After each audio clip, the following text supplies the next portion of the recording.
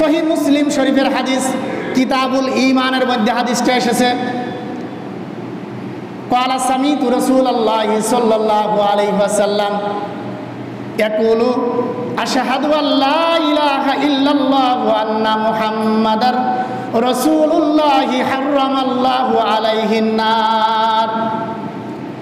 হযরত আব্দুল্লাহ ইবনে সামিত রাদিয়াল্লাহু তাআলা আনহু বলেন, আমি রাসূল কারীম সাল্লাল্লাহু আলাইহি ওয়াসাল্লামকে বলতে শুনেছি, যে ব্যক্তি সাক্ষ্য দিবে যে আল্লাহ ছাড়া কোনো মাবুদ নাই, নিশ্চয় হযরত মুহাম্মদ সাল্লাল্লাহু আলাইহি ওয়াসাল্লাম আল্লাহ তাআলার প্রেরিত রাসূল, হারামাল্লাহু আলাইহিন নার, আল্লাহ রাব্বুল আলামিন ওই ব্যক্তির জন্য জাহান্নামকে হারাম করে দিবেন।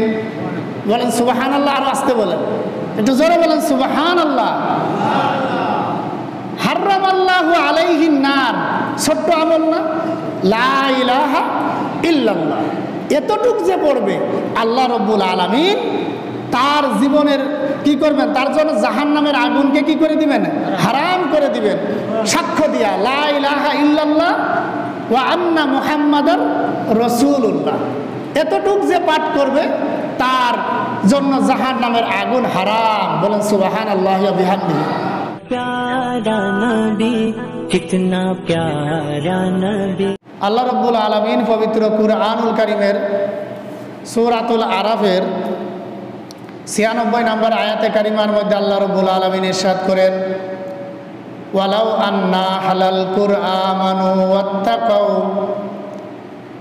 ওয়াত্তাকাউ লাফাতাহনা আলাইহিম বারাকাতিম মিনাস সামাই ওয়াল আরদ। আল্লাহ রাব্বুল আলামিন ইরশাদ করেন, যদি নগরবাসী এলাকাবাসী যদি আমার প্রতি ঈমান আনতো এবং আমাকে ভয় করত, তাহলে আমি আল্লাহ রাব্বুল আলামিন আসমান এবং জমিনের মধ্যে তাদের জন্য বরকতের দরজা খুলে দিতাম। সুবহানাল্লাহি ওয়া বিহামদিহি। কি বলতেছেন? যদি নগরবাসী এলাকাবাসী যদি আমি আল্লাহ রাব্বুল আলামিনের প্রতি ঈমান আনতো এবং আমাকে ভয় করত, তাহলে আমি আল্লাহ রাব্বুল আলামিন আসমান এবং জমিনের মধ্যে তাদের জন্য বরকতের দরজা খুলে দিতাম। সুবহানাল্লাহ। সুতরাং এই আয়াতে কারিমার দ্বারা আমরা বুঝতে পারতেছি যে বরকতের একমাত্র চাবি হলো আল্লাহ রাব্বুল আলামিনের প্রতি ঈমান আনা এবং আল্লাহ রাব্বুল আলামিনকে কি করা, ভয় করা। সারা দুনিয়ার মানুষ যদি আল্লাহ রাব্বুল আলামিনের প্রতি পরিপূর্ণ ঈমান আনত এবং আল্লাহ তাআলাকে যদি ভয় করত, তাহলে আল্লাহ রাব্বুল আলামিন তাদের কি করতেন, তাদের ওই বরকত নিয়ে, রিজিক নিয়ে, কোনো কিছু নিয়ে তাদের কি করা লাগতো না, কোনো চিন্তা করা লাগতো না। আল্লাহ রাব্বুল আলামিন তাদের জন্য বরকতের দরজা খুলে দিতেন। সুবহানাল্লাহি ওয়া বিহামদিহি। যার ঈমান নেই তার আমল হলো মরিচিকার মতো। কিসের মতো? মরুভূমিতে মরিচিকার সমতুল্য। মরুভূমিতে কোনো মানুষ যদি পানি তালাশ করে, পানি পাওয়া যায়? যেমন পানি পাওয়া যায় না, মরুভূমিতে যেমন পানি পাওয়া যায় না, ঈমান ছাড়া কোনো ব্যক্তি আল্লাহর কাছে নাজাত পাবে না। কি পাবে না? সুতরাং ঈমান ছাড়া আমল মরিচিকার মতো। কিসের মতো? মরিচিকার মতো। সুতরাং ঈমান দামি। কি দামি বলেন? ঈমান দামি। ঈমান মানে কি? কালিমা। ঈমান মানে কি বলেন? কালিমা। ঈমান মানে কালিমা, লা ইলাহা ইল্লাল্লাহু মুহাম্মাদুর রাসূলুল্লাহ। ঈমান মানে হলো কালিমা। সুতরাং যার কালিমা ঠিক আছে, যার ঈমান ঠিক আছে, তার সব আমলের মধ্যে বরকত দেবেন কে বলেন? বরকত দেবেন কে? আল্লাহ। ওই যে আমি মাঝে মাঝে হাদিসটা পড়ি, আখলিস দীনাকা ইয়াকফিকাল আমালুল কলিল। তোমার ঈমানকে খাঁটি করো, অল্প আমলই নাজাতের জন্য কি হবে? যথেষ্ট হবে। নাজাতের জন্য কি হবে? যথেষ্ট হবে। রাসূল করিম সাল্লাল্লাহু আলাইহি ওয়াসাল্লামের কাছে এক সাহাবী জিজ্ঞাসা করতেছেন, ইয়া রাসূলুল্লাহ, ইয়া হাবিবাল্লাহ, জান্নাতের কোনো মূল্য আছে নাকি? রাসূলকে প্রশ্ন করতেছেন, ইয়া রাসূলুল্লাহ, জান্নাতের কি কোনো মূল্য আছে? রাসূল সাল্লাল্লাহু আলাইহি ওয়াসাল্লাম ওই সাহাবীকে বললেন, অবশ্যই জান্নাতের মূল্য আছে। এখন ওই সাহাবী বলে, ইয়া রাসূলুল্লাহ, ইয়া হাবিবাল্লাহ, জান্নাতের আবার মূল্য কি? কি দিয়ে জান্নাতকে ক্রয় করতে হয় ইয়া রাসূলুল্লাহ, আপনি আমাকে বলেন। রাসূল করিম সাল্লাল্লাহু আলাইহি ওয়াসাল্লাম ওই সাহাবীকে বললেন, জান্নাতের মূল্য হলো লা ইলাহা ইল্লাল্লাহ। সুবহানাল্লাহ। জান্নাতের মূল্য কি? লা ইলাহা ইল্লাল্লাহ। হযরত হাসান বসরি রহমতুল্লাহি আলাইহির নাম শুনছেন? উনিও একজন তাবেঈ ছিলেন।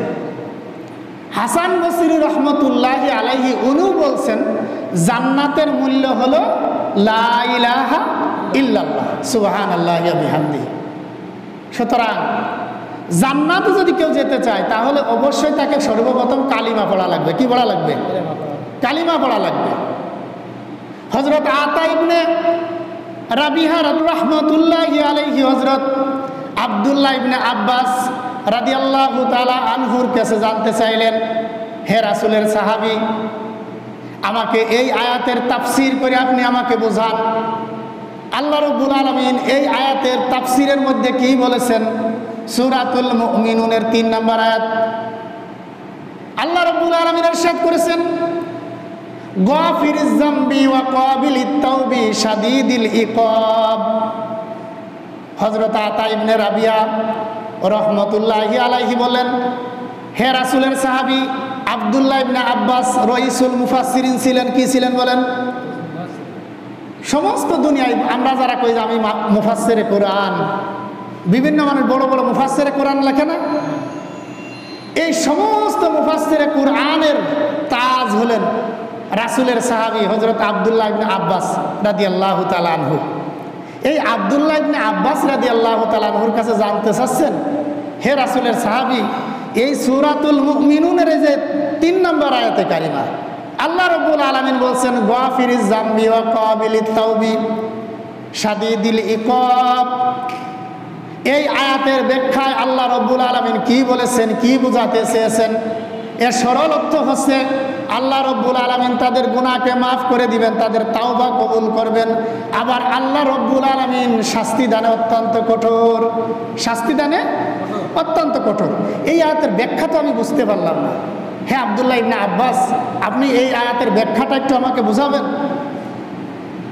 তখন আব্দুল্লাহ ইবনে আব্বাস রাদিয়াল্লাহু তাআলা আনহু এই আয়াতের ব্যাখ্যা করলেন। কি ব্যাখ্যা করলেন? গাফিরুজ যামবি লিমান ক্বালা লা ইলাহা ইল্লাল্লাহ।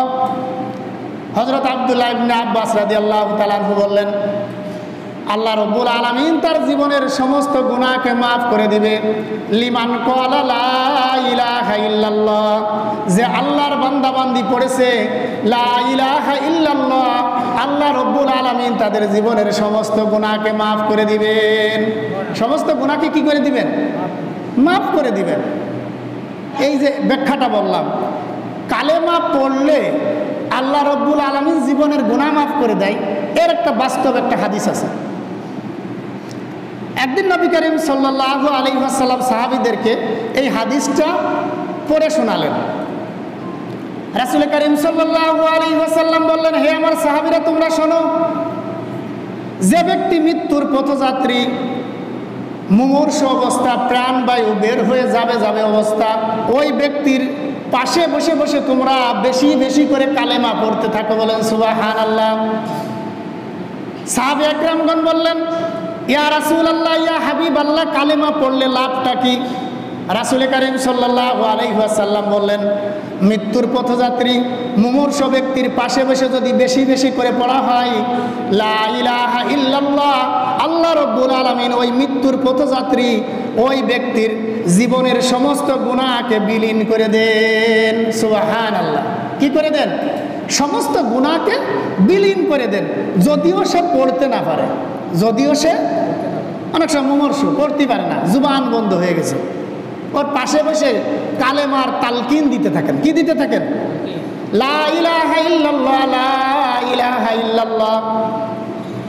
এই কালেমা বেশি বেশি করে পড়তে থাকেন। তাহলে মৃত্যুর পথযাত্রী ওই ব্যক্তির গুনাহ বিলীন হয়ে যাবে।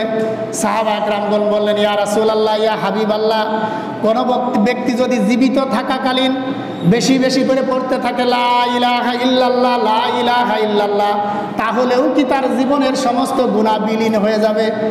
রাসূল করিম সাল্লাল্লাহু আলাইহি ওয়াসাল্লাম বললেন, হে সাহাবী, তাহলে তো তার জীবনের সমস্ত গুনাহ বিলীন হয়ে যাবে।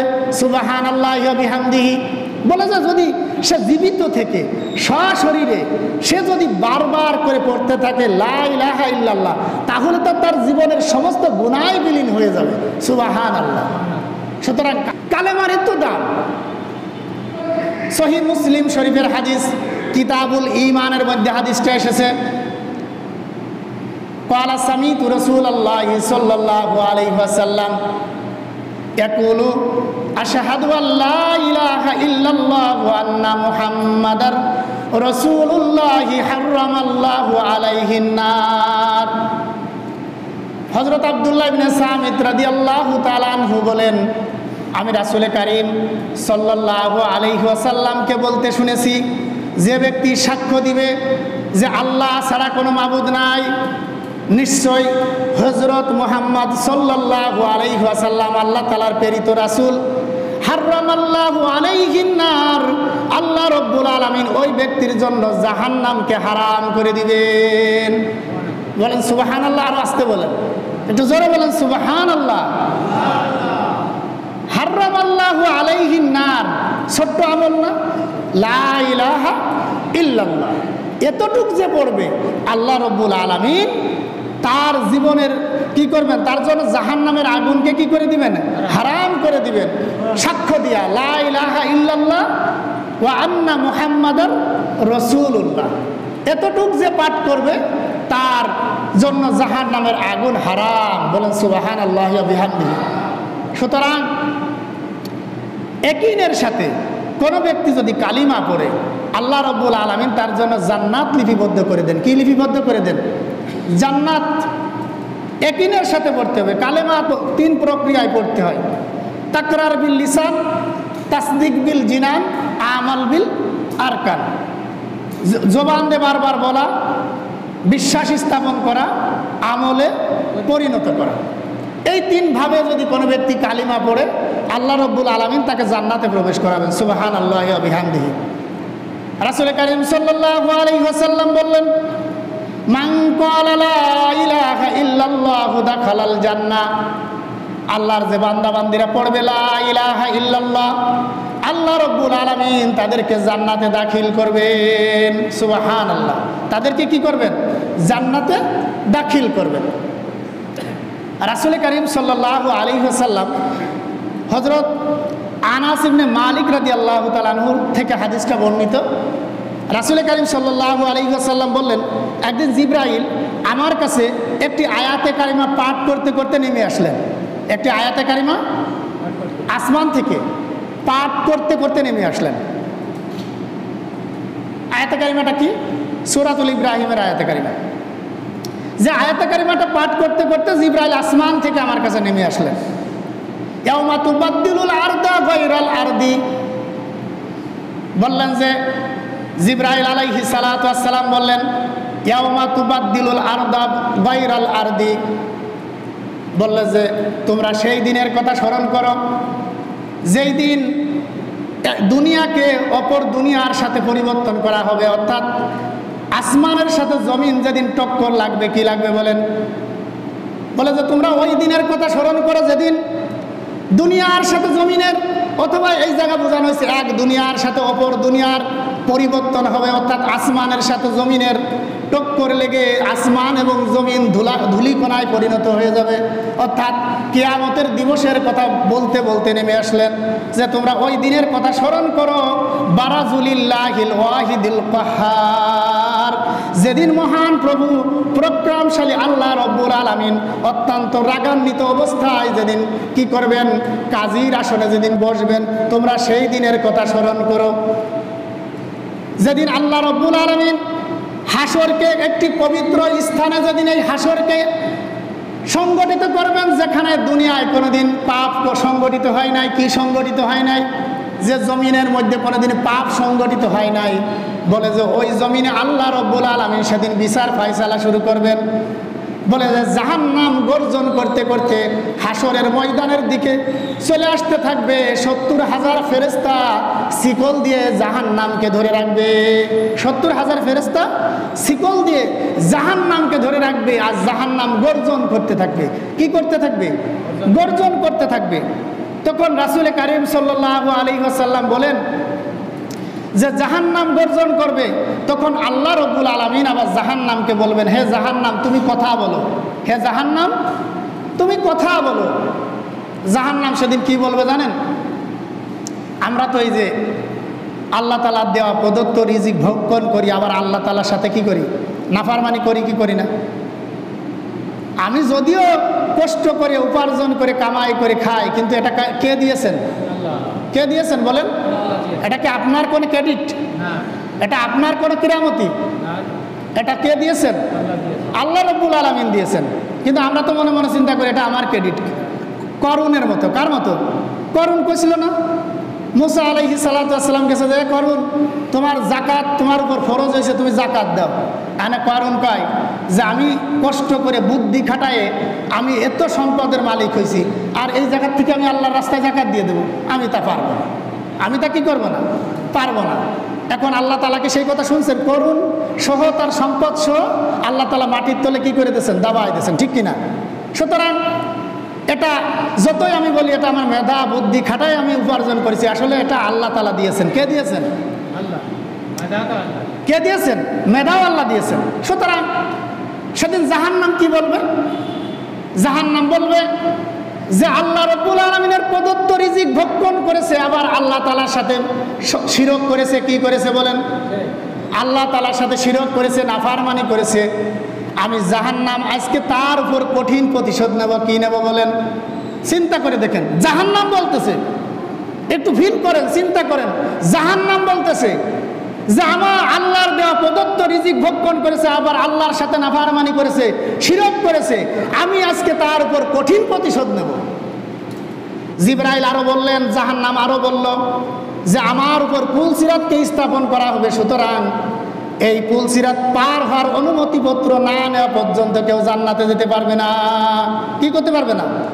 জান্নাতে যেতে পারবে না। আমার কাছ থেকে অনুমতিপত্র না নেওয়া পর্যন্ত সে জান্নাতে যেতে পারবে না। কারণ জান্নাতে যেতে গেলে অবশ্যই আপনাকে জাহান্নাম অতিক্রম করাই লাগবে, ঠিক কিনা বলেন? কারণ জাহান্নামের উপরেই পুলসিরাতকে স্থাপন করা হয়েছে। কি করা হয়েছে? স্থাপন করা হয়েছে। আমার কাছ থেকে অনুমতিপত্র না নেওয়া পর্যন্ত সে আমাকে অতিক্রম করতে পারবে না। এরপর রাসূল বললেন জিবরাইলকে, হে জিবরাইল, জাহান্নামের আবার অতিক্রম করার অনুমতিপত্রটা কি? তখন জাহান্নাম বলল, জাহান্নামের উপর থেকে পার হওয়ার জন্য অনুমতিপত্র হলো লা ইলাহা ইল্লাল্লাহ। কি বলেন? লা ইলাহা ইল্লাল্লাহ। এখন রাসূল বলতেছেন, তাহলে আমার উম্মতের অবস্থা কি হবে? আমার উম্মত কি জাহান্নামের উপর সে অনুমতিপত্র পেয়েছে? জিবরাইলকে বলতেছে। এখন জিবরাইল বলতেছে, হ্যাঁ, আপনার উম্মত এই পুলসিরাত পার হওয়ার অনুমতিপত্র পেয়ে গেছে। বলেন সুবহানাল্লাহি ওয়া বিহামদিহি। বলে যে তারা অনুমতিপত্র আগেই পেয়ে গেছে। তার মানে আগেই পেয়ে গেছে মানে কি? আমরা মুসলমান হয়েছি, মুমিন হয়েছি, সুতরাং মুমিন হওয়ার জন্য সর্বপ্রথম শর্ত হলো লা ইলাহা ইল্লাল্লাহ পাঠ করা, ঠিক কিনা বলেন? সুতরাং আমরা ওই পুলসিরাত পার হওয়ার অনুমতিপত্র পাইছি কি পাই নাই? পাইছি কি পাই নাই? পেয়ে গেছি না? যাই হোক, সুতরাং কালেমা শুধু পড়লেই হবে না, শুধু 24 ঘন্টা জিকির করলাম লা ইলাহা ইল্লাল্লাহ, লা ইলাহা ইল্লাল্লাহ, লা ইলাহা ইল্লাল্লাহ, তাহলে কি প্রকৃত কালেমা পড়া হয়েছে নাকি বলেন? কারণ কালেমা সবার কালেমা একরকম না। কেউ কালেমা পড়ে মুখে, আর কেউ কালেমা পড়ে অন্তর দিয়ে, ঠিক কিনা বলেন?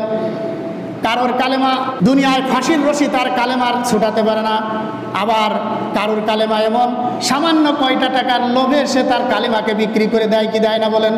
দেয় কি দেয় না? সুতরাং কালেমার ভিতর ব্যবধান আছে না নাই? আছে না নাই? কালেমাটা পড়তে হবে একনিষ্ঠভাবে। এই জন্য আল্লাহ রাব্বুল আলামিন পবিত্র কুরআনুল কারীমের মধ্যে বলছেন, ইউসাব্বিতুল্লাহুল্লাযীনা আমানু বিল কওলিস সাবিত। যে ব্যক্তি কালিমার উপর দুনিয়া এবং আখিরাতের উপর অবিচল, অটল এবং অবিচল থাকবে। সে মৃত্যুর সময় পুলসিরাতে, হাসরে, মিজানে সব জায়গায় সে কালিমার উপর প্রতিষ্ঠিত থাকবে। সুবহানাল্লাহ। সুতরাং যে দুনিয়াতে কালেমার উপর অটল অবিচল থাকবে, যার দুনিয়ার লোভ মোহ মায়া যার কালেমাকে ছুটাতে পারবে না, সে আজরাইলকে দেখে তার কালেমা ছুটবে না, পুলসিরাতের বিভীষিকাময় অবস্থা দেখে তার কালেমা ছুটবে না, তার কালেমা সব জায়গায় তাকে পার করায় দিবে। সুবহানাল্লাহ ওয়া বিহামদিহি। সুতরাং সন্দেহমুক্তভাবে কালেমা পড়তে হবে। একটা ঘটনা বলে শেষ করে দিচ্ছি। হযরত মূসা আলাইহিস সালাতু ওয়াস সালামের জামানায় একজন আবেদ ব্যক্তির মৃত্যু হয়েছে। কি হয়েছে? একজন আবেদ ব্যক্তি, আবেদ তো চেনেন, যে সবসময় ইবাদত করে, তাহাজ্জুদের নামাজ পড়ে, দুনিয়ার প্রতি বিমুখ, আখিরাতের প্রতি সে বেশি কি ঝুঁকে গেছে, যে দুনিয়া নিয়ে তার কোনো চিন্তা ভাবনা নাই, একে আবেদ বলা হয়। কি বলা হয়? তা এই আবেদ ব্যক্তি ইন্তেকাল করছে।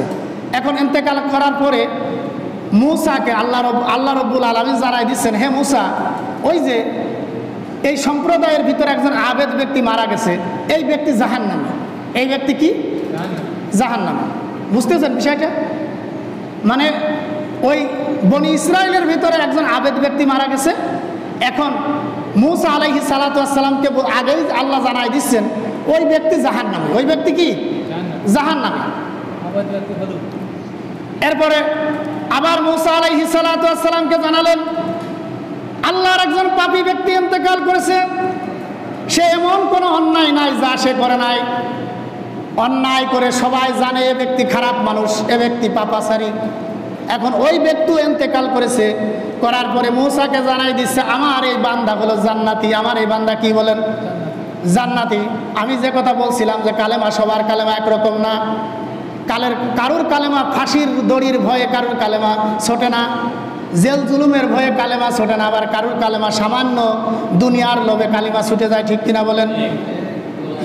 এখন মূসা আলাইহিস সালাতু ওয়াস সালামকে বলতেছে যে ওই আবেদ ব্যক্তি জাহান্নামী, আর ওই যে ব্যক্তি পাপাচারী গুনাহগার, ওই ব্যক্তি হলো জান্নাতি। এখন মূসা আলাইহিস সালাতু ওয়াস সালামের ভিতরে কৌতূহল জাগছে, কারণটা কি? ওই ব্যক্তিকে সারা জীবন দেখলাম নেক আমল করতে, সে আবার জাহান্নামে যায় কিভাবে? চলে গেছে তার স্ত্রীর কাছে। কার কাছে? ভালো করে বসেন, মসজিদের ভিতরে এভাবে সামনে পা দিয়ে বসবেন না। হ্যাঁ, নামাজের সুরতে বসার চেষ্টা করবেন, না হলে যদি হয় হাঁটু আসন গলা দিয়ে বসবেন, যদি কষ্ট মনে হয়। কি মনে হয়? কষ্ট মনে হয়। মূসা আলাইহিস সালাতু ওয়াস সালামের ভিতর কৌতূহল জাগছে যে আবেদ ব্যক্তি কিভাবে জাহান্নামী যায়, এর ঘরের স্ত্রীর কাছে গেলে শোনা যাবে এ পীর সাহেব না অন্য কিছু। ঠিক কিনা বলেন? ঘরের স্ত্রী তো জানে যে আমি ভালো মানুষ না খারাপ মানুষ, কে জানে? কারণ তো দুনিয়ার মানুষ তো জানে যে আমি পীর সাহেব, সামনে তো ভালোই তো বেড়াই, কিন্তু স্ত্রী তো জানে আমার ভিতরে ভালো গুণ আছে না খারাপ গুণ আছে। ঠিক কিনা? এখন মূসা আলাইহিস সালাতু ওয়াস সালাম ওই আবেদ ব্যক্তির স্ত্রীর কাছে গেছে, তার ওয়াইফের কাছে যে বলতেছে যে আপনার স্বামী কেমন মানুষ ছিল? মানে স্ত্রী কয় যে ভালো মানুষ ছিল। কি মানুষ ছিল? ভালো মানুষ ছিল। আপনি তো জানেনই সে একজন আবেদ মানুষ, সবসময় ইবাদতে মশগুল থাকতো। না, আমরা জানি যে সে ভালো মানুষ ছিল, কিন্তু তার ব্যাপারে ঘোষণা আসছে যে সে জাহান্নামী।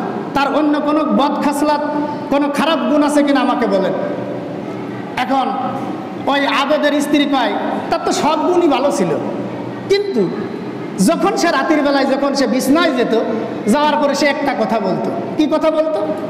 যদি মূসার আনিত জীবন ব্যবস্থা সঠিক হয় তাহলে আমার মতো এত সৌভাগ্যবান ব্যক্তি আর কেউ হবে না। আমার কথাটা বুঝছেন? এর ভিতর কিন্তু সিক্রেট একটা সন্দেহ লুকায় আছে। কি লুকায় আছে? আছে না নাই? বুঝছেন আমার কথাটা? তার স্ত্রী বলতেছে সে রাতের বেলায় যখন শুতো সে ইবাদত করতো, ইবাদত সে করতো, কিন্তু সে বলতো যে আমার মতো সৌভাগ্যবান ব্যক্তি কেউ হবে না। যে মূসা আলাইহিস সালাতু ওয়াস সালাম যে আনিত জীবন ব্যবস্থা নিয়ে আসছেন, এই জীবন ব্যবস্থা যদি সঠিক হয়, কি হয় বলেন? সঠিক হয়, তাহলে আমার মতো এরকম সৌভাগ্যবান ব্যক্তি এই সম্প্রদায় আর কেউ থাকবে না, কারণ আমি হলাম একজন আবেদ ব্যক্তি। ঠিক কিনা বলেন? এরপরে মূসা আলাইহিস সালাতু ওয়াস সালাম ওই পাপী ব্যক্তির বাড়িতে গেছে, তার স্ত্রীকে যে বলতেছে আপনার স্বামী কেমন মানুষ ছিল আমাকে একটু বলেন। তার স্ত্রী বলে আপনি তো জানেন সে একজন গুনাহগার ব্যক্তি ছিল, সে সব সময় পাপ কাজ করত, পাপ কাজের মধ্যে সব সময় ডুবে থাকতো, সুতরাং আপনি তো ভালো করে জানেন। বলে যে না, তার অন্য কোনো ভালো গুণ আছে কিনা সেইটা আমাকে বলো, সে অন্য কোনো ভালো কোনো নেক আমল করতো কিনা সেইটা আমাকে বলো। এখন ওই গুনাহগার ওই ব্যক্তির স্ত্রী বলতেছে, আমার স্বামী যখন রাতের বেলায় যখন সারাদিন গুনাহ করে যখন রাতের বেলায় যখন বিছনায় আসতো তখন সে একটা কথা বলতো। কি কথা বলতো? যে লা ইলাহা ইল্লাল্লাহ আলহামদুলিল্লাহি রাব্বিল আলামিন বিমা জা বিহি মূসা আলাইহিস সালাতু ওয়াস সালাম। আল্লাহ তাআলার দরবারে হাজার হাজার শুকরিয়া, আল্লাহ ছাড়া কোনো মাবুদ নাই। আল্লাহ রব্বুল আলামিন আমাকে মূসা আলাইহিস সালাতু ওয়াস সালাম যে জীবন ব্যবস্থা নিয়ে আসছেন, যে কালিমা নিয়ে আসছেন, সেই কালিমার উপর আমি অটল আছি। বলেন সুবহানাল্লাহ। তাহলে কথাটা কেমন হয়ে গেল না? যে নামাজ না পড়লে কি ঈমান ঠিক আছে? সেরকম হয়ে গেল কিনা? সেরকম হয়ে গেল কিনা? যে গুনাহ করে তারপরে রাতের বেলা এসে কি করে? সে সাক্ষ্য দেয়। মানে আগের জামানায় তো মূল বিষয় ছিল সাক্ষ্য দিয়া। কি দিয়া বলেন? সাক্ষী দিয়া। এরকম নামাজ